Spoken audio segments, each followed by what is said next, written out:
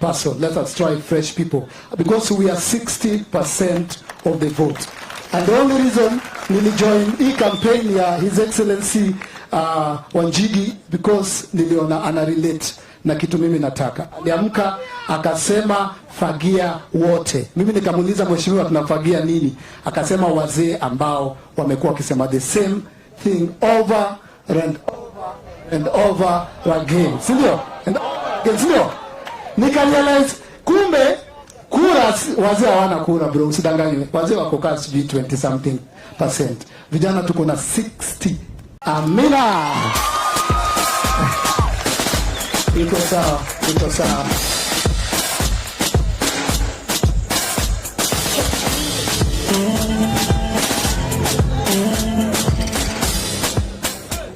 Comrades power. Comrades power. Comrades Akchu. Warembo au. Mbona warembo asikiki? So, Mheshimiwa Jimi Wanjigi. My name is Ikram Amina, a student leader in Kenyatta University. And also an economist like you, a fourth year doing economics and finance. Drip ya mheshimiwa leo ni ya vijana. Mnaona mheshimiwa kweli? Sneakers zake ni moto sana. Ile ya Raila unajua amezeeka lakini anavaa sneakers. Umeona sneakers ya mheshimiwa Jimi? Oneni koti amevaa lakini yesi washosh. I'm so happy to be here. Tunashukuru sana mheshimiwa kuchukua wanafunzi wa Kenyatta University, your first university edition. Kenyatta University ndogo ni wapi? Ni KU, si ndio? Na tumeshukuru tumechukua kura almost 2000 wameregister pale. Yes, ni achievement. Tupigie makofi mheshimiwa kidogo basi. Unajua your vote is your weapon. Sisi tuko vile Eric amesema 68%, but only 18% are voters. In Egypt, the Arab Spring ililediwa na youths. Hapa Kenya pia sisi tukitumia mheshimiwa Jimi Wanjigi tunataka akue pale. Hatuwezi kuwa led na watu wa miaka 60 and above. Tumekataa. Pia sisi tunataka tukue na viti za MCA, MP, Senator hadi governor. Ama ni aje wakubwa? Na saizi through my petition yenye ilishinda juzi kwa koti, unaweza kuvai bila degree. Sasa third year, second year enda ukue MCA nyumbani. Ama ni aje? Sasa sisi tunakushukuru sana mheshimiwa, and I hope you will come again in Kenyatta University na hawa watakupigia kura ama namna gani? Asanteni sana. Asante. Wapi makofi ya Ikram tafadhali. Asante sana. Sasa unaweza simama bila degree. Huyu ndugu yangu, buda bado uko KU mpaka siku hizi.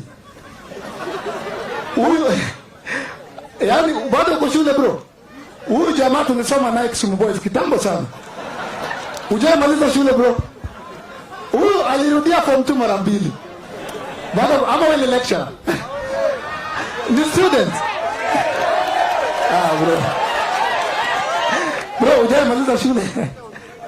Wasalamie tu sasa. Asante sana. Comrades power. Comrades ria. Comrades nyege.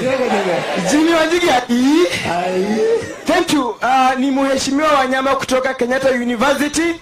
I'm the majority leader. Yes. Si mnajua kazi ya majority leader? Yeah. Fagia wote. Check. Fagia wote. Sitaki niseme mengi kwa sababu yangu ilikuwa tu kusalimu. Lakini mkinikaribisha tuchape siasa, mheshimiwa Jimi Wanjigi tutachapa. Asante. Wewe ni majority. Kuja. Majority leader, wewe ni majority. Juu kila mtu anakupenda. Na wewe umevaa kama mwanasiasa. You look wapi makofi yake? Uko sawa. Tai mheshimiwa, hii ni tai ya kutoka France. Hii ni shati ya kutoka Italy. Hii ni long ya kutoka Germany. Kiatu ni Gikomba. Support buy Kenya, support Kenya. Hapo kwa kiatu, asante sana. God bless you. Moving on swiftly, I had to call him because he's one of our very outspoken and well-spoken leaders, not only of KU but of this county of Nairobi. Ndio ama tuko Kiambu. So ladies and gentlemen, tutaenda haraka haraka. Nimeambiwa nisimame hapa ndio waheshimiwa. Unajua wanasiasa they talk and talk and talk. So wapi makofi, shangwe, vigelegele zake Bram Mutwiri.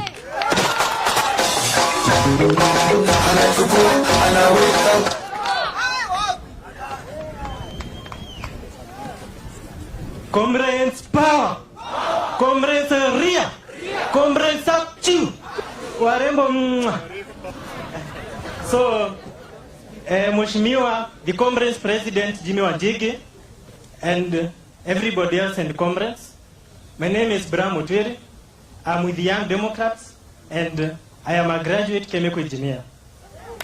Mheshimiwa Jimi Wanjigi, today I want to call upon our fellow comrades, brothers and sisters, and I want to remind you that the time and the circumstances that we are facing as a nation right now can only be determined by our willingness to fight, our willingness to join in the struggle, not the struggle of independence of this nation, but the struggle for our future, the struggle for our generations, the struggle for our children. Because, brothers and sisters, our economy is rotting day in, day out. Today, in every 100 shillings that we are producing as a nation, believe me or not, 80% of that is used to pay debts. Comrades, the reason as to why I refer to Mheshimiwa Jimi Wanjigi as comrades president is because Mheshimiwa Jimi Wanjigi has been in the fight for this nation. Mheshimiwa, when Matiba was fighting for the second liberation of this nation, Mheshimiwa Jimi Wanjigi, you are close to him. Mheshimiwa Jimi Wanjigi, when Kibaki was building this economy, Mheshimiwa Jimi Wanjigi, you are the brain in Kibaki's government. Mheshimiwa Jimi Wanjigi, in 2013, when Kenya, all that Kenya wanted was peace and unity so that we'll be able to raise our economy and ensure that we keep up with the Kibaki economics. Mheshimiwa Jimi Wanjigi, it was in your sitting room, Mheshimiwa Jimi Wanjigi, that you ensured that there is peace and the handshake between the President Uhuru Kenyatta and the Deputy President William Ruto. And comrades, it was in the first handshake 2013 that brought peace between brought peace and ensured that the ICC cases that Kenyans were all divided upon, it was Mheshimiwa Jimi Wanjigi that brokered that peace. Mheshimiwa Jimi Wanjigi, when after 2013 you realized that our economy was sinking, Mheshimiwa Jimi Wanjigi, you stood up strong like a comrade and started fighting for this nation, and that is what led to your political fallout with the duo. Mheshimiwa Jimi Wanjigi, you joined ODM. Mheshimiwa Jimi Wanjigi, ODM is a party that I will not shy off from saying that for a long time, we the youth have been relying upon and hoping that the economic revolution and liberation of this nation will be led by ODM. Mheshimiwa Jimi Wanjigi, you did not shy off, but you joined ODM so that you rescue this nation. But Mheshimiwa Jimi Wanjigi, little did you know that msitu ilikuwa ile lakini manke ndo walichange. And Mheshimiwa Jimi Wanjigi, today we are in another fight, a fight for this nation, a fight for our future, a fight for our present. So I'm calling upon my fellow comrades, my brothers and sisters, that we join Mheshimiwa Jimi Wanjigi in this noble cause And Achieng' Aneko once said, namaliza. Achieng' Aneko once said that the nationalism of this nation shall not be determined. Sawa, comrades, acha tumalize. The nationalism of this nation shall not be determined by the question between the Gor Mahia or the House of Mombi or the Molembe or the Kamatusa, but it shall be determined by our togetherness as youth. Kwa hivyo vijana, mimi nataka niwaalike to join Mheshimiwa Jimi Wanjigi. Asanteni sana. Asante, iko sawa. Wana sasa, wewe uko sawa, you are a politician, yeah? Iko sawa, inakuanga hivyo. So, we have one more before tuite Mheshimiwa. One of the other things we're changing everything. You guys have not sat down with Jimi Wanjigi. My own mother asked me ati kwani ni nini na Jimi Wanjigi? Nikamwambia mom, hujakaa chini na Jimi akakuuzia sera na dreams zake. And at least atatuongelesha hapa. The first time I met him, in 2.5 minutes alikuwa ashatuambia that we need to change a few things as pertaining to venye Africa. Alikuwa anaongelesha story ya Africa. So hiyo ndio dream yetu. Hao wazee walikuwa wametuletea culture nyingine ya tribalism, culture nyingine. I used to go, sir, you know, I do this joke and people laugh, but it used to be true. These generations of leaders wametuletea nothing but tribalism, hawajaleta togetherness, unity ama development, yeah? Unaenda kwa a university like KU in 1998 mpaka 2005. That's when at least I was an adult. Nilikuwa nishaanza I was conscious. Ukienda kwa graduation, unasikia yani you can tell mtu anatoka which region of the country na ile course alichukua.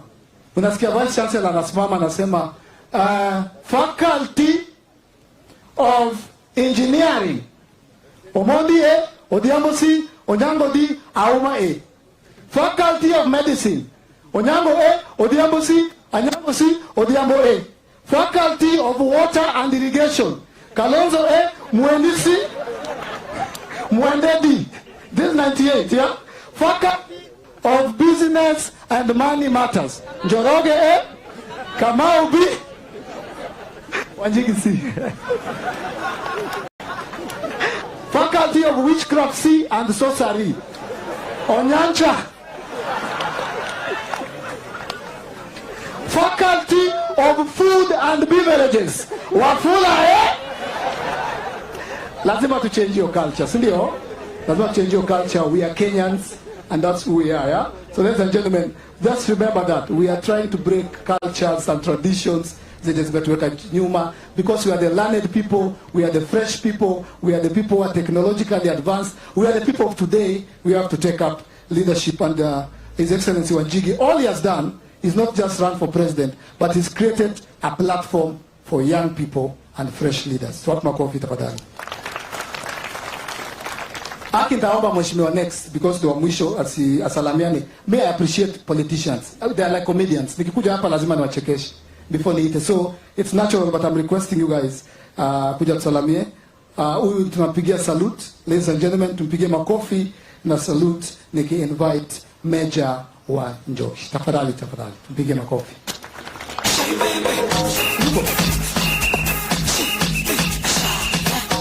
Ayuko. Oh, sawa. Haina shida. Okay, sawa. So in that case, but hey, you know one thing, huyo mheshimiwa umetoka hapa anaitwa nani? Anaitwa? Bram uko sawa, mheshimiwa Ikram uko sawa, ule mwingine pia uko sawa. I've noticed something about politicians before they invite my boss here, to invite my main boss. Politicians, I've studied them. I've studied Raila, Mina Churchill. I've studied Ruto. You know, Wanjigi is not a politician. He's a leader. There's a difference between a leader and a politician. You guys need to know that. Sindio? Mnajua kuna tofauti ya leader na Obama is not a politician. Obama was a leader. Yeah?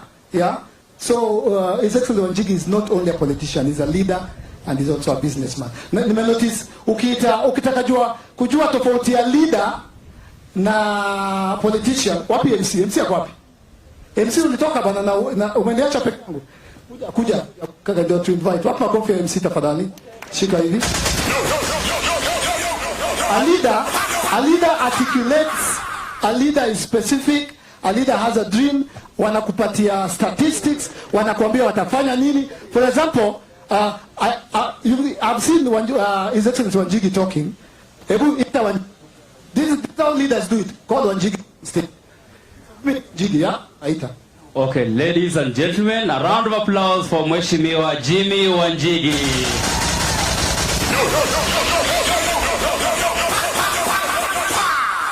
Anachukua microphone moja, si ndio? Fagia wote.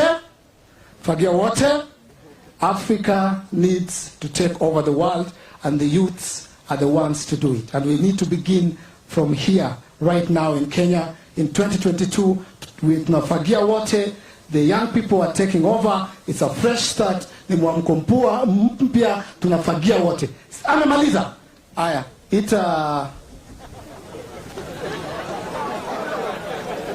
uno nyama. Ita politician wote. Ita Ruto. Nita Ruto. Okay, ladies and gentlemen, one more time, show some love for Mheshimiwa Ruto.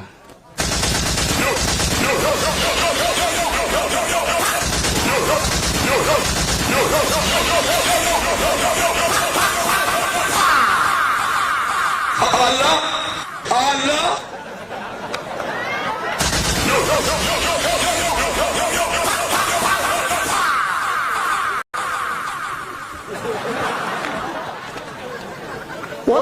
What are you selling? Unajiuza ama unauza sera? I don't think. Alafu Mheshimiwa, we need the political class to make sense.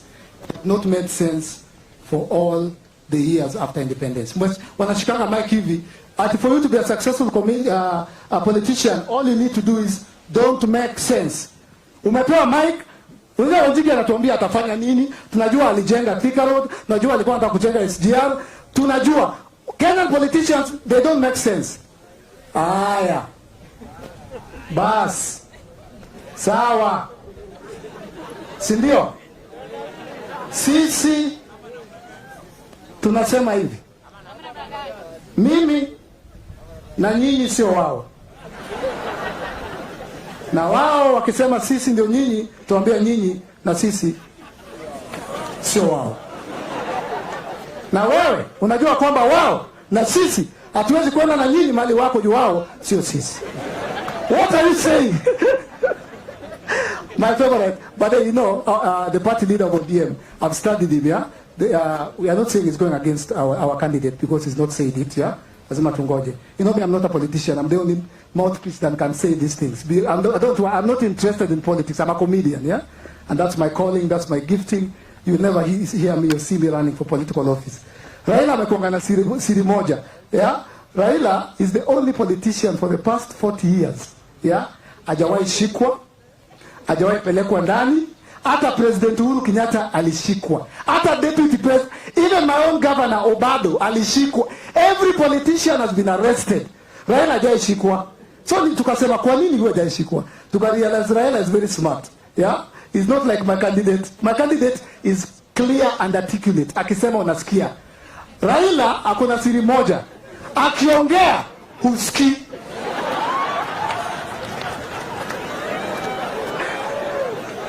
Wanjigi atakuja hapa, atakuambia dream yake, vision yake, na utasikia. Raila akikuja, that's his secret. Hata ukienda kwa polisi, Raila alichocha watu, polisi wanakuuliza, wewe unisikia aje? Raila atakuja hapa, akuja hapa. Aya.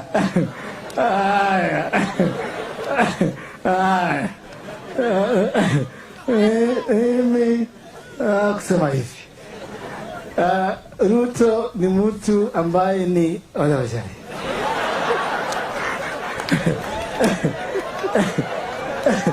ama namna gani? Na huyu Wanjigi ninasikia anataka kusema president. Nadifagia wote. Nataka kusema Wanjigi ni mtu uwezi mshika. So we need people who are we need people who are We need people who are articulate, who can articulate issues. We celebrate Raila, we celebrate Ruto, we celebrate Moi, we celebrate Gideon, we celebrate Kalonzo. Do not get us wrong. We celebrate them, we respect them, but we need change. Okay? So ladies and gentlemen, allow me, asante sana mheshimiwa, ubarikiwe sana. Asante sana. Allow me to introduce my immediate boss, ndio, for today. Tafadhali. Wapi makofi, I call him Don. Wapi makofi ya Ndonga tafadhali. Tumpige makofi tafadhali.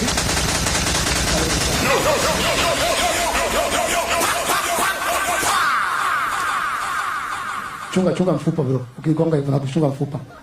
Comrades power! Power! Comrades ria! Comrades action! Excellency sir, thank you so much for organizing such a thing for comrades. Nataka kuunga mkono ndugu yangu Bram Mutwiri kwa kusema, Your Excellency, you are the comrades president. In this nation, there has never been any other presidential candidate ambaye alifikiria anaweza ita wale watu ambao wako na future hii nchi wakae chini pamoja wasemezane. Your Excellency, thank you so much for inviting these generals.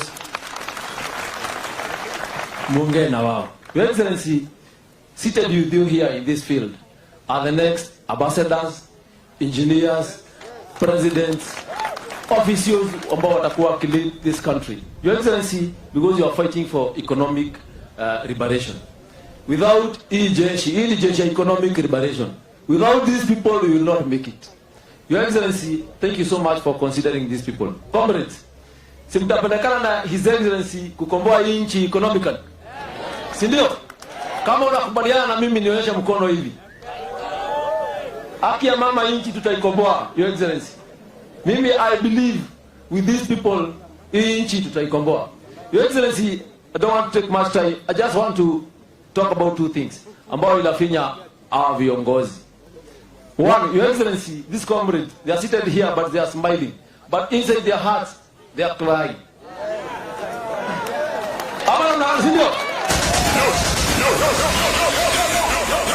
Your Excellency, since 2013 serikali ikitengenezwa maisha ilikuwa mzuri kidogo kibaki ya kiacha. Your Excellency, as you are speaking, we have hundreds and hundreds of comrades ambao wanaacha shule because of school fees.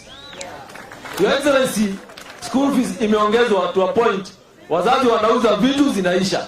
Anakuuliza, what do I do mtoto wangu? Your Excellency, what we need to do it is kufagia wote tutengeneze nchi upya ama namna gani, si ndio? So Your Excellency, wazazi wakituuliza what do I do, tunawaambia tunafagia, we take them home, tutengeneze serikali, tutengeneze economy. Your Excellency, on the same point, mambo na help. Help imekuwa kama chama ya wamama. Mambo ni kujuana, si ndio? Your Excellency, hao comrades wanapanga laini ya kujaza hizo forms za help na atupati, si ndio? Your Excellency, help imekatwa. Help imekatwa, atupati what we used to get before. Your Excellency, would like tafadhali hiyo kitu naomba tafadhali you address it. Your Excellency, kama kuna kitu ilikuwa na strong kwa hii nchi ilikuwa student leadership. Your Excellency, the student leadership ilikatwa miguu tukanyang'anya nguvu na hii maneno ya delegate system. Ndio? Your Excellency, kuna kitu tunaita the Duale bill. The Duale bill ndio ilikata students miguu. In the campuses, it is where students walikuwa na prepare wanaom ground ya kukua viongozi, si ndio? We have national leaders who previously they were school reps, walikuwa academic secretary, walikuwa chairmen kwa shule, si ndio? With the delegate system, Your Excellency, hatuwezi pata kiongozi na delegate system, si ndio? Hatuna viongozi na delegate system. So Your Excellency, saa hii we have a case in court. We are fighting to badilisha hiyo act, the Duale bill, to reshape our yet as the comrades. Ama namna gani comrades? Si ndio? Your Excellency, when we are going to file hiyo petition ya kuondoa hiyo act, hao watu tutakuwa na wao pale kotini Milimani. Si mtatoka kama comrades? Tuende turudishiwe nguvu yetu so that tunaweza wafagia kuwa na ile nguvu inafaa. Your Excellency, kuna kitu moja ma comrades wanasemanga. Comrades are never wrong. Si ndio? A comrade is always right. Si ndio? So, Sasa leo tuna declare kitu as comrades. Tunataka ku declare the future of this nation. Tunataka kusema anybody mwenye yuko kwa hii mkutano na ako na azimio ama ako na matarajio ya kukuwa president, tafadhali, it is good waanze kuambiwa sasa hivi. Naona watu wa media wako hapa. Just tell them, pass this message to them. Waambie the comrades tumepatana na tumeamua the future of this nation tuko nayo hapa. So mwenye yuko hapa maneno yake ni kwisha, si ndio? So comrades, nawashukuru sana for coming. Naomba kitu moja tukitoka hapa. Because leo tutaachana. And I beg you, please, can you be upstanding as we welcome the president? Simama, Wakenya wote simama. Simama, wewe shujaa, simama.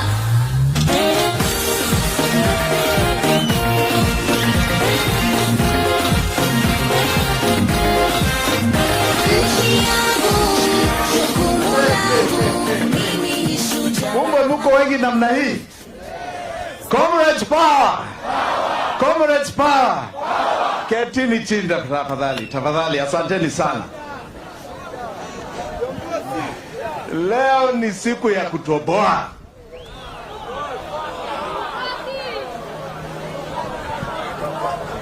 Comrades, today I have come for a conversation. I have not come to lecture you. I have come for a conversation. Unashika? This conversation is about the rest of your lives. So I want you to take it very seriously. And I want your participation. Unashika hiyo? It is about the rest of your lives. You are 60% plus of the voters of this republic. It is yours. Lakini nafikiri nyinyi hamjijui. Mnajijua kweli? Mnajijua? I'm not so sure mnanijua. Mnajijua? Na mimi mnanijua? Aya. Today I want to make you angry. I want you to get so angry that you understand that this is your time for revenge. Tuko pamoja? Tuko pamoja? Haya, shall we talk about the state of the nation? Shall we talk about the state of the nation? Naona wengine walikuwa nasema ana legacy. Umewasikia? Wanasema hii legacy, sijui legacy ya Kibaki na yao. Sijui watu wasiharibu. Umesikia hawa? Umewasikia? Let me tell you some nice facts and figures of the state of the economy of this nation. Are you listening? Haya.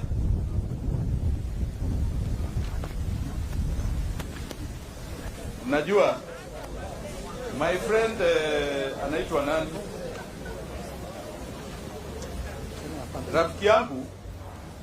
Rafiki yangu ako wapi? Fagia wote huyu rafiki yangu. He was right. I'm a man of facts. And here we have nothing else but brains of this country. So I want you to listen to the facts. Moi. Do you remember there was a man called Moi? During his time, these are now facts. Kenya Revenue had an annual collection in 2002 of 200 billion shillings. Mweshika? He had a GDP, munajua GDP ni nini? Of 1 trillion shillings. Munashika? He had a debt in the country of 629 billion, yani 60% of GDP. Munashika? Aye. And we had a population of 33.7 million people. Okay? Kibaki took over in 2003. By the time Kibaki left in 2013, nataka mushike hizi hesabu vizuri. Unasikiza? Haya. KRA had an annual collection of 963 billion shillings. Munashika? That is an increase of 380% from Moi's figures. Munashika? We had a GDP of 6.6 trillion. From 1 trillion, 545%. Munashika? We had a debt of 1.8 trillion. 150% up from 620. But it was only 30% of GDP. He had halved debt to GDP ratio. Munashika? Munashika vizuri? And we had a population when he left of 45 million people. We had increased in population by 35%. Munashika hizi hesabu? Munashika? Sikibaki alijaribu? Mpigie makofi. Haya. Tuende hii. Tuende hii. Mnataka kusikiza? This is now your time, si ndio? Haya. Figures in 2020. 2020. Kwa sababu unajua hawa ni watu wa ukora na figures. KRA 1.6 trillion. Okay? Up from Kibaki's 1 trillion. Si ndio? Haya, 1.6 trillion. 66% up. Take note, Kibaki did 345% up. Huyu amefanya 66% up. Haya. GDP is 8.7.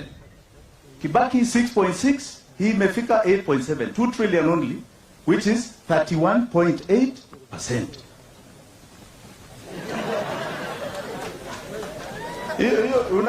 Unajua hii ni scorecard. Si inaitwa scorecard. Haya. The debt, na mushike hii vizuri.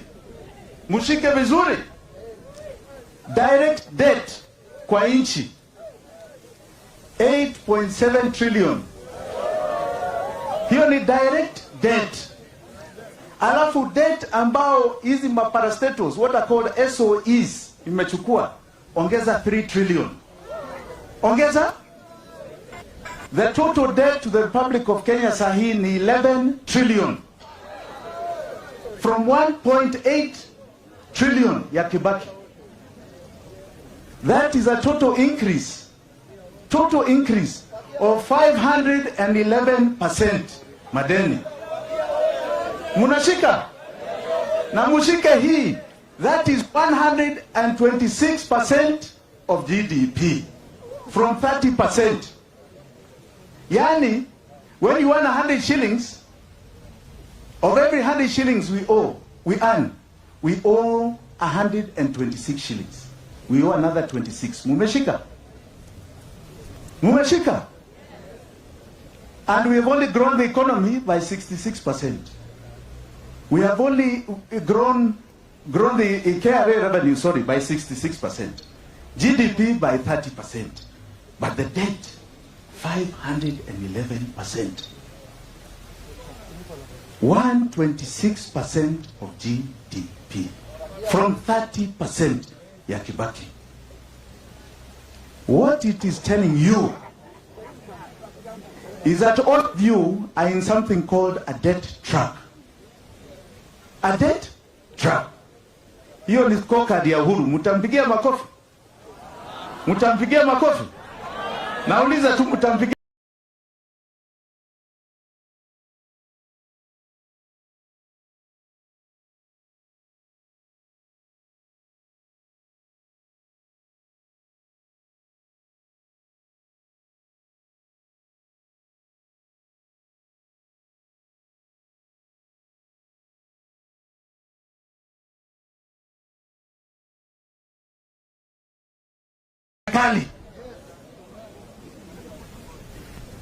You know, people have made you feel like you must be beggars. Hata nasikia Milka anazungumza hapa mambo ya pesa, munaanza achana na hiyo. Unajua mtu anaitwa Dedan Kimathi. Dedan Kimathi alienda msituni at the age of 23. Yeye alikuwa analipwa na mtu. alienda msituni at the age of 23 so that we can have this uhuru. He was killed at the age of 36. 36. So please, take ownership of your future. And this is called sacrifice. Sacrifice. Sisi tukiwa hapa, usifikiri ati tumekuwa hapa because we were just spoiled kids. I grew up privileged. Mimi sijakosa chakula, usidanganywe na mtu. Sijakosa chakula maisha yangu yote. But my father worked very hard. He went to school. He was a Fulbright scholar in a place called Stanford University. Munaijua? Fulbright scholar, where he did 2 master's degrees. Came back to make sure all of us live and are promised our national heritage. Wakati huo, people used to sweat and work for the good of everybody else. My father was the first director of settlement. Hii mashamba yote ambayo imekatakatwa namna hii demarcation, in most of this country, he's the one who did it. Na hata shamba moja kuleta nyumbani ati tuseme ati yaskati iwe na quarter acre yake kuleta nyumbani, he never did. Because people were patriotic. They were patriotic. They believed in their nation. They loved their nation. And they believed the future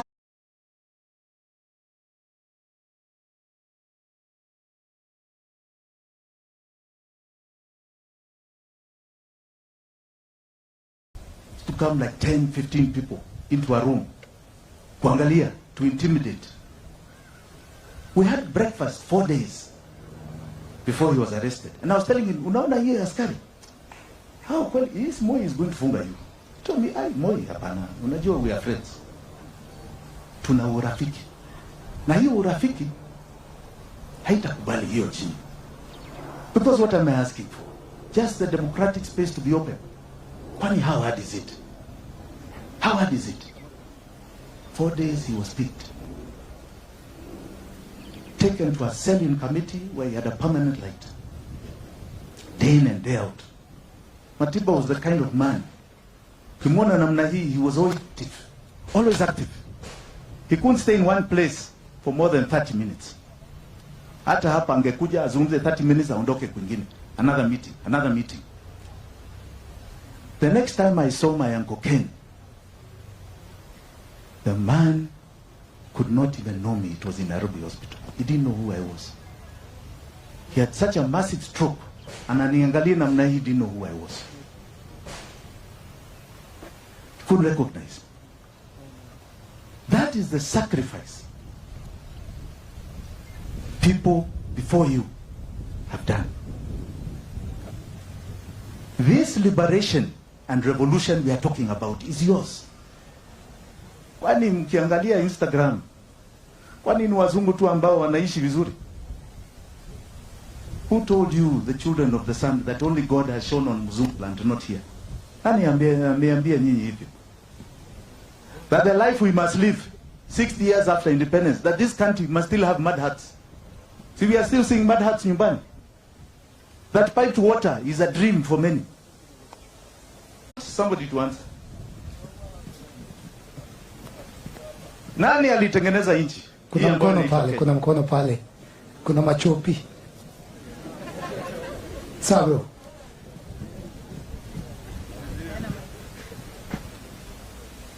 It was drawn out by the British colony. Ah, what year?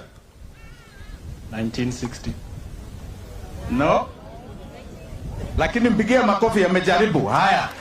Tuendelee. Next person. What year was this map called Kenya drawn? Kuna mkono hapa. Hakuna. And you are half right. There are no ladies. Our forefathers. Our forefathers? Yes. Hapana, hapo umepigwa X. Unajua hata nyinyi hamjui mmetokea wapi? Na nyinyi mmesoma. Which year was? Who drew the map called Kenya and what year? 1920, Kenya became a British colony. Then the current map was constituted. Before that, it was a protectorate. Now, you are right about 1920, Kenya becoming a British colony, but that's not when the map of Kenya was drawn. Kini you half right. Mpigia makofi. Nani mwingine? Nani ni watu mumesoma? 1958. 1958? Yes. X, hiyo ni wrong. Come on, guys. Najua ni vile nikisitaki kusema. See, we're having a conversation. Ai. Hata nchi ya mjui ilitengenezwa lini? Come on, guys. That map was drawn by the man called Michael Edihart. He was a British colony. Who drew that map? I don't know the year, but it's the man who drew that map. And the name that Kenya got is from Kenyatta, Kenya. Hapana. Hapo you're wrong. Michael Edihart did the provinces. He did not do the country called Kenya. But you are half right. You are half right. But Kenya was named after Kenyatta. Kenya was named long before Kenyatta. Kenyatta was called Johnston Muigai. Kamau who adopted a name called Kenyatta. Aya, endelea, come on you guys. Now you call yourselves Kenyans na mujui when you started. Hii ni aibu kubwa. I think aibu kubwa. Sema. The map of Kenya was drawn in 1882. Pigia makofi. And where was it drawn? It was in Brussels, I think, when the Europeans were partitioning Africa among themselves. Now, you are half right, when the Europeans were partitioning Africa, but it was not in Brussels. Now I want somebody to tell me where it was. Wacheni na Google. Sasa muna Google. Muna Google. Next time muna simu zenu.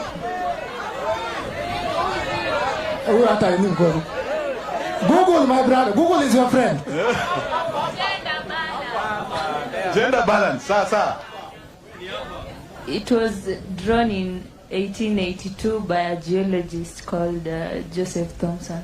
Yes, that's correct. Bigia Makofi. And where was it drawn? The map of Kenya was fantabulously, magnanimously, antagonistically. Okay, so it was drawn during the Berlin Conference of 1882. Yeah, Bigia Makofi. Otto von Bismarck, the Chancellor of Germany, previously the Prussian Kingdom. Yes, Bigia Makofi huyo. Come on guys, clap. Now, you can see how long it has taken just for you to identify how the map was drawn. Who drew this map called Kenya? But you got some good points correct.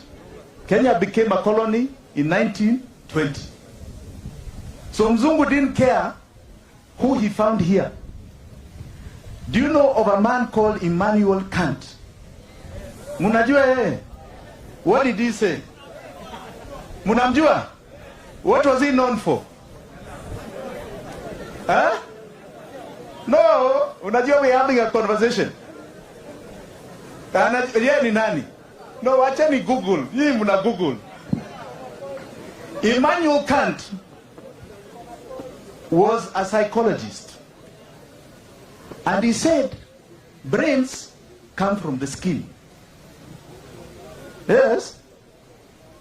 Yani mzungu has got the top superior brain kwa ajili ya rangi yake. Munashika hiyo? Ati he can absorb information, he can process, and he can make it creative. Munashika? Walisema the yellow man can absorb information. Can absorb, but he cannot create. Munashika? But the black man, ati kwanza nyinyi, you are the savages of the savage.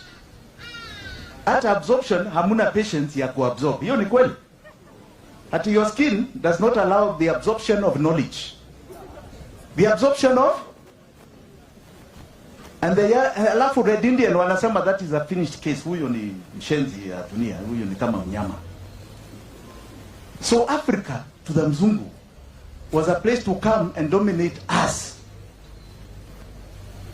So today, hii mavazi yenu hii, Who are you? Hii ni nani? Who are you? Do you think your forefathers used to dress like you? Ama namna hii? Ama namna hii? Did they have your religion? Did they eat the food that you eat? Mnakula chakula ya mzungu, si ndio? Si ndio? Now tell me, who are you today? Who are you that you call yourselves a Kenyan? Nyinyi ni nani? Nyinyi ni nani? The same Zungu went to India, and in India 300 years the Indian today is still called Suresh. Is he called Jimi? Is he called Jimi? Haya, they didn't take their names. Mavazi ya Muhindi si ni ile ile ya sari, ingali wako nayo. Culture, religion ya Muhindi ingali wako Hindu na zingine. Do they have Christianity there? Munashika? Chakula yao ni gani? Si ni ile iko na pilipili? Iko na pilipili? That is the point. The Indian remained an Indian. Lakini Mwafrika, nyinyi sasa, sisi ni nani? Sisi ni nani? How many of you are on Instagram? How many of you? All of you? Okay, how many of you have got foreign followers?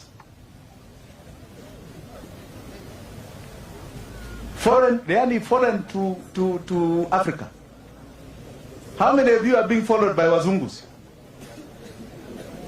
Wazungus, niambie. Wengi. No, Eric Omondi tells me what in Africa from outside of Kenya. So who has got? And how many of you are following Wazungu? How many of you are following Wazungu? Yeah. Now that's the point. Hamuwezi kuwa na agenda ya any revolution without understanding where you have come from, who you are, and where you are going. Because what you're consuming is still their territory. The Mzungu came here for resources. Unajua walikuwa napigana huku sana. He came here for resources. The land where he put his cash crop, called tea and coffee. He came here for the labor that he got free of charge. Came here for you and I. You are going nowhere if you do not understand at all who you are today and where you have come from. Agenda yangu ni moja. Agenda yangu ni moja. We must have a conquest agenda. And the only way we are going to have this agenda ni nyinyi. To take this revolution with your hands, hold it and say, this is the only place we are going. Mwafrika hawezi kaa namna hii tena. Mwafrika hawezi kaa namna hii amenyanyaswa ya kutosha. Mwafrika is king. He's king. He's not a hustler. Watu wanamnyambia nyinyi hii ni hustlers. Nyinyi ni wafalme. Nyinyi ni wafalme. Na musikubali kuitwa mahasla. Aren't you tired that you are hustler? Si hiyo ni kuchoka.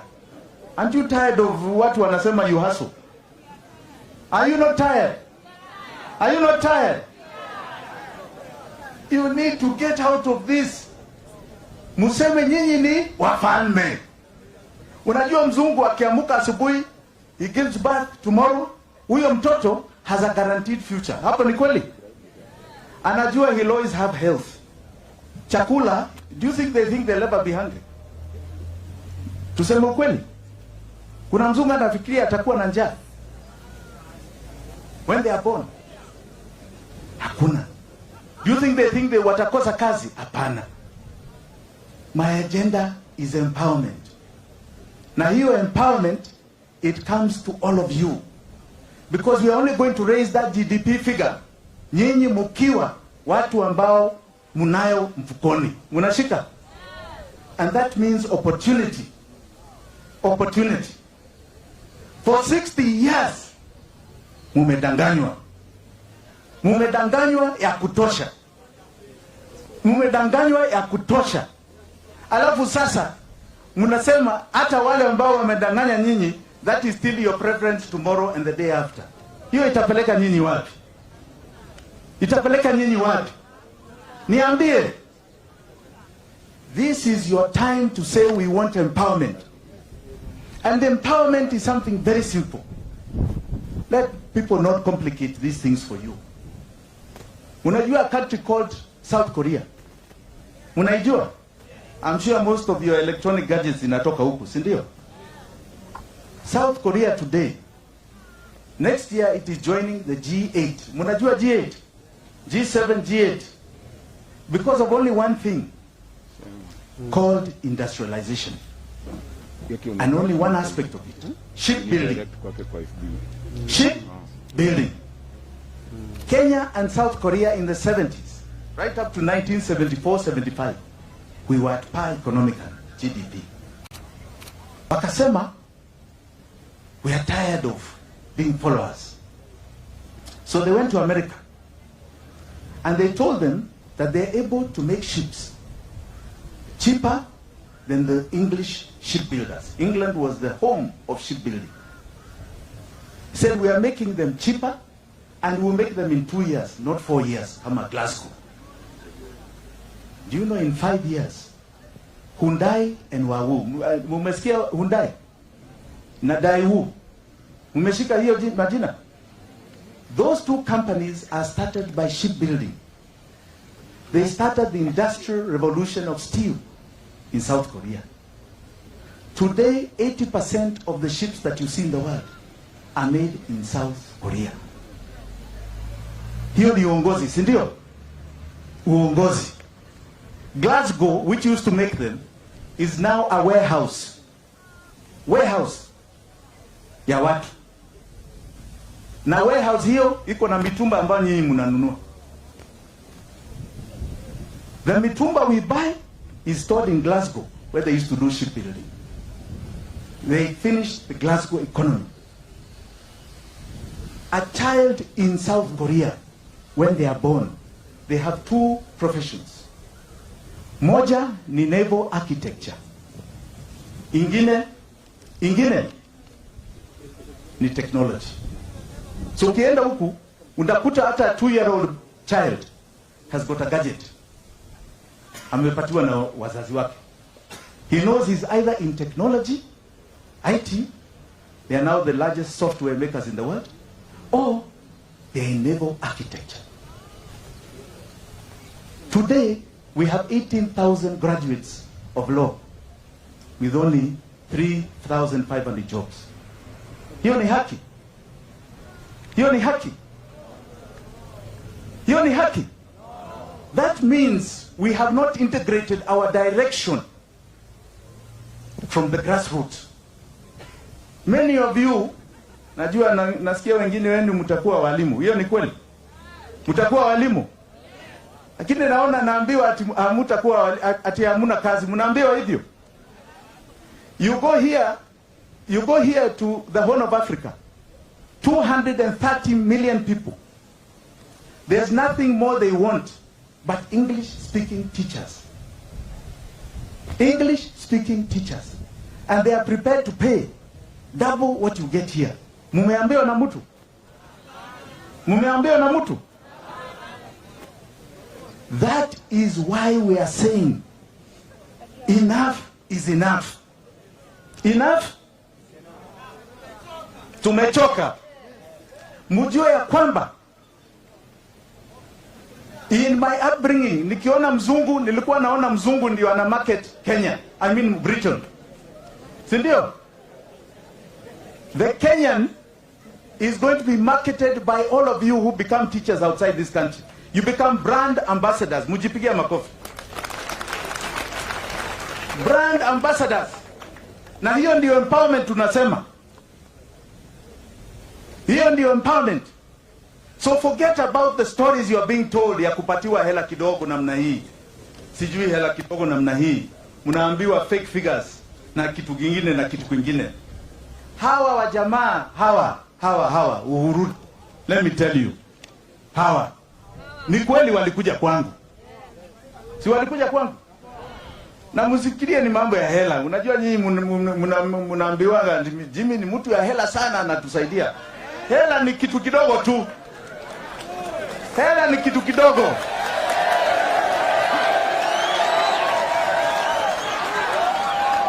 Hela ni kitu kidogo. Ya maana ni kichwa. Mnashika? Ya maana ni kichwa. Tulipiga story, tukapiga story wakasema ai. Sisi tunanyanyaswa na wazungu. Jimmy, tusaidie. Tuwe na nini? Tuwe na dayo, peace in Kenya. Mnashika? Nikawashakanika. Si walikamatana? Tukaingia. Hata ule msemo wa digital analog. Ulikuwa nakumbuka hiyo? Digital analog. Choose between digital analog. Simulishika kabisa. Hiyo yote ilikuwa yetu. Hiyo yote. Sasa naona hata rais sasa anasema afadhali analog, hataki digital tena. Si anasema afadhali analog. Unajua analog tulikuwa kwa mfano tulikuwa nasema wale wazee ambao wamekuwa hapo ambao hawajui mambo ya tech waondolewe. Si ndio? Sasa hata rafiki yangu Ruto na rafiki yangu amewachana na digital, anasema wheelbarrow. Now I am confused. What happened? We promised Kenyans a future, especially your generation. Yeah, this is your world. Mutashindana kwa hii dunia and will open up every single door. Ai. Sasa mumesikia madeni ambao mko nayo. Hiyo ni future ama ni burden. Nikasema hawa, unajua tulibishana na hii kitu inaitwa SGR. Mnaijua? Mnaijua SGR? That was my brain in 2008. Nikasema we must start getting into modern rail. Na hiyo rail, we don't need government money. Hawa to China Road and Bridge, we got them into an exercise tukafanya feasibility study. Costing ikaja 55 billion. 55 billion from Mombasa mpaka Malaba border. Unajua wakati huo we were not seeing the need ya kuweka sijui iko juu namna hii sijui I don't know what. We said we just do it on land. Ukiona watu wanapeleka vitu juu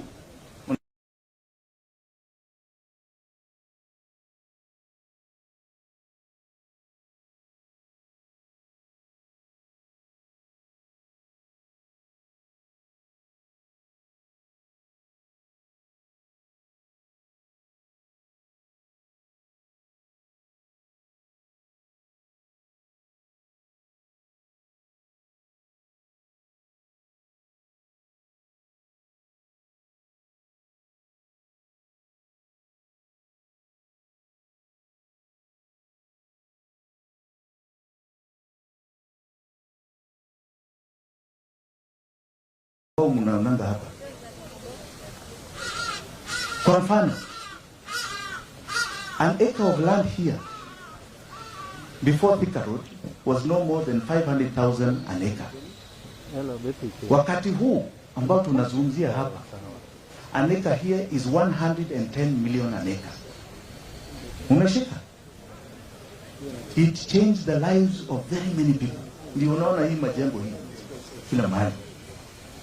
Nikasema let us do that from Mombasa Road mpaka Malaba. Tubadilishe uchumi ya Waswahili, ya Wataita, ya Wakamba, ya Wakikuyu hapa, ya Wakalenjin, ya Masai, Waluya, Waluo, Wakisii, kila mtu. mpaka the border. Kaambia wewe wachana na hiyo. 380 billion one truck. Juzi nimekuwa Tanzania. Na there one truck, two trucks, Dodoma, electric rail. From Dar es Salaam to Dodoma, 340 kilometers. 1 kilometer ya electric rail is $3.8 million per kilometer. Sio ni pesa mingi sana. Kama 400 million per kilometer. Munataka kujua bei ya SGR yenu? Munajua? Na hii ni one truck, pana two trucks kama ya Tanzania. And it is electric in Tanzania. Pana kama hii ni diesel. Unajua ni diesel ama mnafikiri ni electric? Hii ni diesel, inaenda chu. Inatoa moshi. Fossil fuels inatoa. 1 kilometer. One truck is $7.6 million. Yani almost 800 million per kilometer. That is your future. Na kila siku ikitembea, ni vizuri mjue hii. Kila siku ikitembea, the contract for operations and management ni 32 million shillings per day kutembea na mimi. And the maximum return ikiwa full is 6 million shillings. So every day ikitembea minimum ya 25 million inapotea. Minus, which is 1 billion every month. The total repayments in a year, 50 billion. Without operations. And you think people have not mortgaged your future.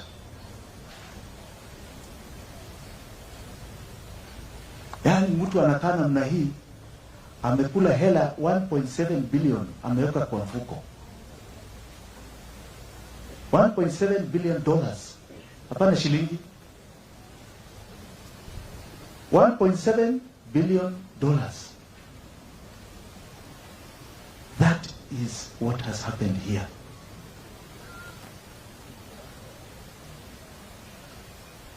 If you now want to continue the same way, you're the ones to decide. Na hii bunge walipitisha hiyo kitu. Wote. There was no dissenting voice. None. And they keep, every year, they keep approving the payment. Mutakubali hawa waendelee? Mutakubali hawa waendelee? Mutakubali? Si tufagie wote? Tufagie wote? I came here to make you angry. Sijui kama, I don't know, you don't seem angry enough. Hapana. Hapana. Yeah, hapana. Hapana. Hapana. Na wakija hapa mtawasikia tu kwa sababu unapata marupurupu kidogo. Musikubali hiyo marupurupu ni yenu. Hata unaona wanatembea na gari ya serikali hawa, si ndio? Mimi nimekuja na yangu ambayo ni ya jasho yangu ile. Sina gari ya serikali. I have no taxpayers anything. I'm a taxpayer. I am probably the only candidate ambao hasikumi na serikali. Hata William Ruto is deputy president, si ndio? Magari zake ni za serikali. Hao wengine mmewaona, si ndio? Zimumewaona? Wanasema ni pension wamepatiwa. Sasa kama mmepatiwa pension, hiyo ni retirement. Sasa unaendelea kufanya nini? No, si wanasema ni pension. Basi waende nyumbani. Si waende nyumbani. You cannot keep feeding people's pension. You cannot. That is what has gone on in this country.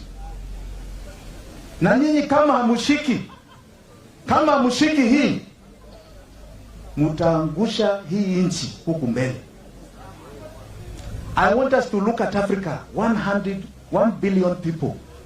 Tuseme, how are we going to change our destiny? By making sure that that is our market. Sio ni soko ya 1 billion. Angalia Mchina ukimwona namna hii, you know there are only 1.3 billion English speaking people in the world. But there are 1.4 billion Chinese speaking in the world. Numbers. Na kwa hiyo 1.3 billion English speaking, almost 400 million of those are Chinese. They are the largest English speaking country in the world. Kwa sababu walikuwa na kitu inaitwa conquest agenda. Na nyinyi ambao mnapendaka kusoma, Mao Zedong was the cultural revolution. Alafu kukawa mtu anaitwa Deng. Deng was the economic revolution of China. That is why China today is great. You must procreate. Hii watu 50 million hapa. Na wengine nyinyi nasikia hata vijana hamtaki kuoa. Hiyo ni kweli? Hamtaki kuoa kwa nini? Ati gharama? Waachani maneno yenu bwana. Unajua Mungu ana baraka yake. Ukipata mtoto unapata baraka. Msidangane na mtu. Ati gharama, wewe ni namna gani? Kitu kipawa Mungu amepatia nyinyi alafu mnakataa kutumia. Nyinyi watu aina gani? Bure kabisa nyinyi. Bure kabisa. Ay. During wakati huu wa uhuru, the last 10 years, we have only grown 18%. Wakati wa Kibaki 35%. Yaani hii kumaanisha wakati wa Kibaki kulikuwa na gharama. Ndio nafikiri watu walikuwa na zaana sawa. Sasa nyinyi 18%. Mkimaliza shule mnataka namna gani? Ati hakuna pesa ya watoto. Mungu ana baraka zake za watoto. And what I want to promise you, hakuna mtoto atakosa chakula. Muzae. That is my guarantee. Hakuna mtoto atakosa chakula in this republic anymore. Tafadhali muzaene kabisa. It's very important. Numbers is power. That's why I'm telling you are the numbers. Muzaene muwe numbers that can conquer beyond our border. Munashika hiyo? Na muzaene vizuri. Unajua mimi niko na watoto wawili. Na naona nafikiri mmoja wao wako hapa. Wamboi yuko hapa. Wamboi. Yeah, say hello to everybody. Stand up, you see. They want to see you.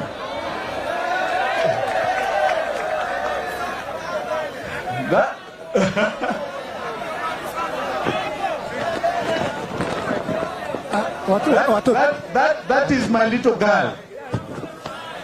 Huyo ni wamkia. She's still very young. She's in college kama nyinyi. Niko na watoto wawili. Niliambiwa na father moja huku Nyeri ati Genesis 1:28. Genesis 1:28 inasema go forth and multiply. Sasa wewe hujaamini mwito wa Mungu. Kasema kwa nini? Multiplication ni kuongeza. Nikasema ndio. Si nimeongeza? Kasema hapana. Wewe umefanya replacement. Umereplace bibi yako na wewe mwenyewe. Umefanya replacement. Yani multiplication ni at least watoto 3. China today walikuwa na 1, wakaenda 2, sasa wako 3. By 2055 wanasema out of every 4 people wa China watakuwa 2. Watakuwa Mwafrika 1, mzungu 1. Sasa nyinyi mnatuaibisha. Numbers is power and money. Unakubali hiyo? Mnakubali? Bas, tueneze hiyo mwenendo na tafadhali adhere to the word of God.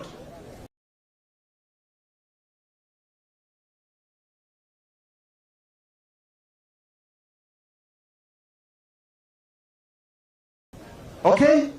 Tumekubaliana? Haya.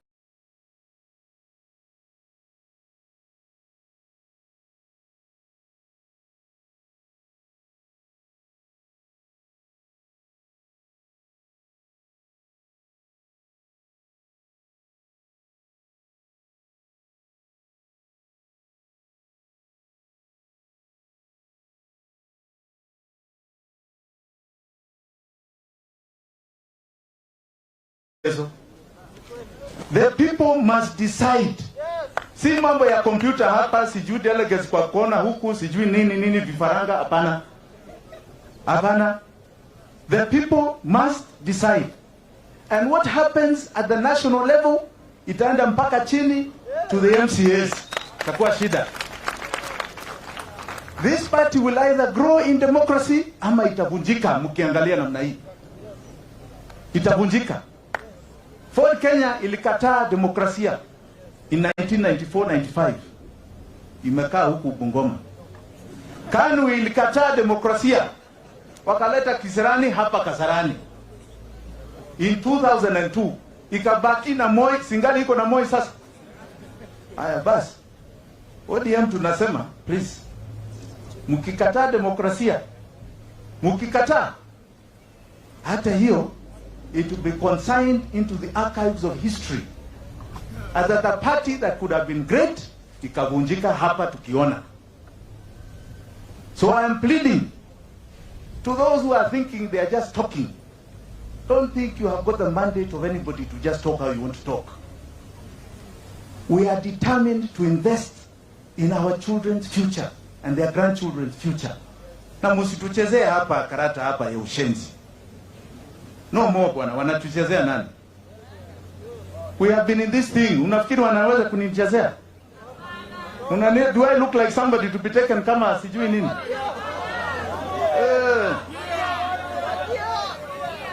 Tutaonyesha. Tutaonyesha. Na mimi siogopi demokrasia. It is 3,000 delegates to come to Kasarani. Si ndio? Yes. Si nyinyi mtakuwa delegate? Si mtanipatia kura? Am I not your comrade president? Your comrade choice? I need your help. Tafadhali, tafadhali, tafadhali. Na kama mnataka kukaa kama mimi, mnataka kukaa kama mimi?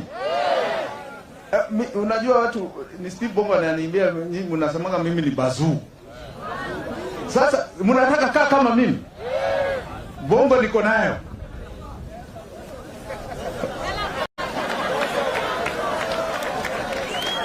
Si mnataka hela? Si mnataka hela? Nani mwingine? Nani mwingine? Nani mwingine?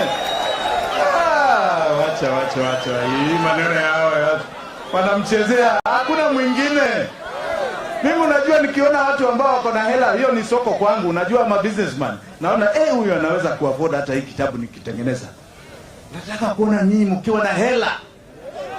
Hii politician ya Eric ambao anasema politician other than a leader. A politician akiona yeye unamuomba ndio anakupenda. Atio tafadhali nipatie. Tafadhali nipatie. Hapo ndio wanaona yes. Wananchi wako pale. They are controllable. Mimi mtu wa biashara. Pana. Soko ni watu wawe na hela ya kununua ile ambao tunatengeneza, si ndio? Bas. Macho yangu ni kuona watu wakiwa na hela. Watu wawe wako safi. Hii ni generation yenu, unajua sasa do you know by the way they are going to remove school in the future. Mnajua hivyo? No, mnajua? Wametengeneza biochip ambao mnaweka kwa macho as a contact lens. Na iko na all the knowledge you need from standard 1 mpaka whatever degree course you want to take. Sasa una blink namna hii na kuambia kama hii simu yenu. So they are working on other filters. Unashika? So that the whole world iwe na usawa. Si ati huna hela huwezi kujua nini inafanyika all over the world. Si ndio? A biochip ambao wanaweka kwa contact lens. That is the world. Hao wengine kweli wanajua hiyo maneno, hao analog. Wanajua hiyo maneno. Wanaweza saidia nyinyi kwa hiyo maneno. You're the ones who will be creating these things. Msidanganywe na mtu. Mjipigieni makofi. This is your time. We want to remove these barriers. Na mimi nataka usaidizi wenu. Mtanipatia? Mtanipatia? Mtanipatia? Tuwafagie wote. Tuwafagie. Huku Homa Bay tulikuwa na msemo ya ODM. Najua wengine labda mko kwa ODM, lakini nataka I want you to join me with this one. Nikisema ODM, mnasema tuko tayari. Nikisema tuko tayari, mnasema fagia wote. Haya, mumeshika? Haya, mko sasa. ODM. Tuko tayari. Ai, mko na njaa. Msimame. Mseme sasa. Mchape hii sasa. Watu huku wasikia hata wakiwa Ulaya. ODM. Tuko tayari. ODM. Tuko tayari. Asanteni sana. Thank you very much. Thank you very much. Wapi makofi ya mheshimiwa tafadhali? Your Excellency, we just request for 30 seconds kabla utoke. Venye tumesimama hivyo, najua tuko na njaa, kuna wasanii wamekaa hapa sana. Mko na njaa, si ndio? You are angry and hungry, si ndio? Wapi makofi tafadhali, wamefanya kazi, wengine walikuwa nasoma KU, tunawajua, tunawapenda. Wakadinare! Wakadinare wako wapi? Na waita haraka, tunajua mheshimiwa karibu kutoka. Wacha tuwapatie chance tu mheshimiwa na support. These are the number one artists in Kenya right now. Wakadinare wako wapi? Wapi nduru yao tafadhali? Je.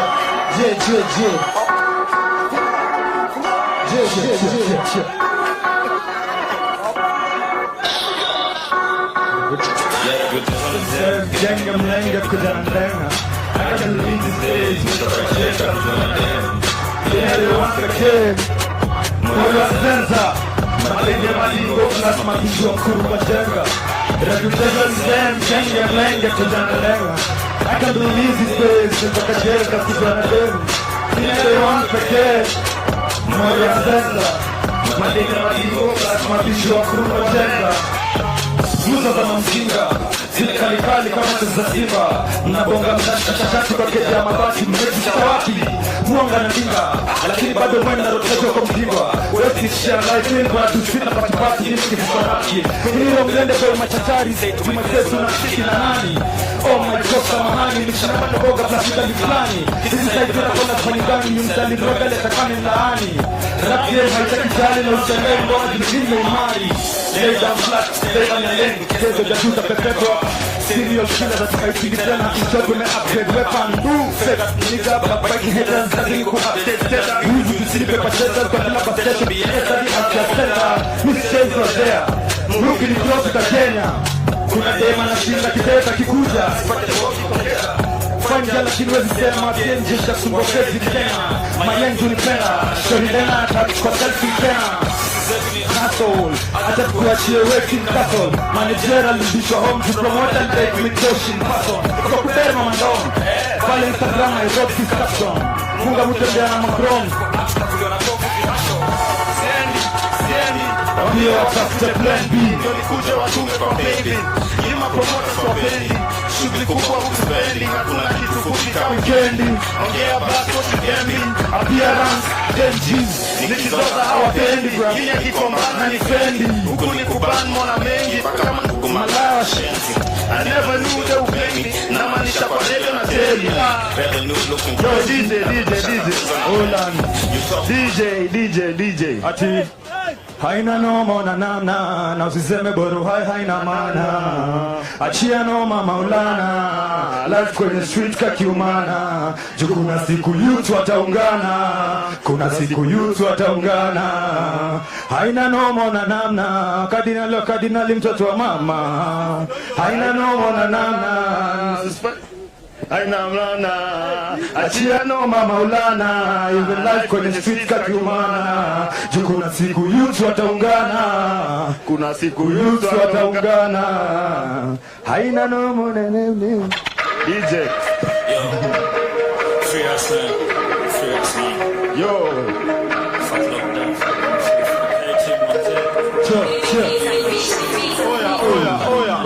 Oya.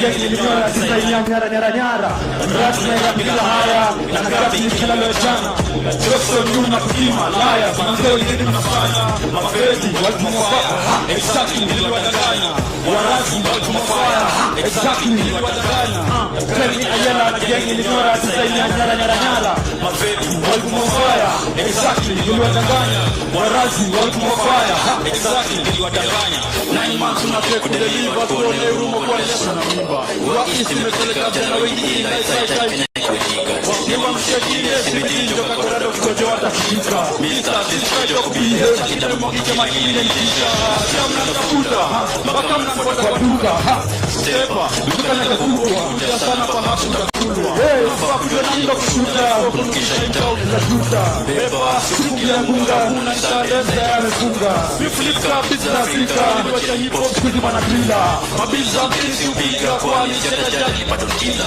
Splash Splash Ukifika Itoka na sababu maopo na kita Trap Satisa ni moka Ndiko kwenye kivika Nimona supi kinipita Tiko yora unasini lipigwa Burusi nispika Siti niwika Blaka nikawa kanyamisa Nasikia mika kuspita Nikawa miwanike Loka mako pipa Kutu sinfoma Kwa kunpata Likuwa na operate na bibi Bila haya Nakati injila liachana Jokso nyuna tukima Laya Manzeo nini unafanya Mafedi Exactly Nili wadanganya Warazi Waltumofaya Exactly Nili wadanganya Gengi ayela na gengi linyora Design ya nyara Mafedi Waltumofaya Nili wadanganya Warazi Waltumofaya Exactly Nili wadanganya Kuna kwenye COVID-19 kitu moja Daily Corona-19 ilinona Cyber roaming Different location Bora Every normal Settings na vitu kuwa winda Mechukua hiyo bimba Trevu na hela Suku Mamna domani na shlife kila filters Sina lima Hifa Hita ni hifa Nijama moja kama za nguo I wish ni kwa KPSC Alifa alikuwesie Saile mpia na repigi weki Siku micho sana Nilitechofa China Josh kuna manziletu Shema nikaka kwa mnezi hapana Arogai mkuu mwana brila hawezi kujenga Avoid those people Nataka hepa Avoid those people Nairobi still na Avoid those people Ukago lazima Avoid those people Saidi hawezi kujenga Avoid those people Avoid those people Nairobi still na Avoid those people kuna msaniza upenaji walipura Nyamapata kwa mtura Nazizamini na pena Adoru na burura Nidosha na roli na manzi na nishura Nidosha Adishakura Ndani ya poto lilifall Na nijia shimbi Oko wapi nimetolea na sitikwara Fakifaha Lilifall in love na nigri Usotoka meshege iyo swara Avoid those people Nilijama sajaka hepa Avoid those people Bakangependa Avoid those people I'm calling Nairobi still na rosa Avoid those people Kibeti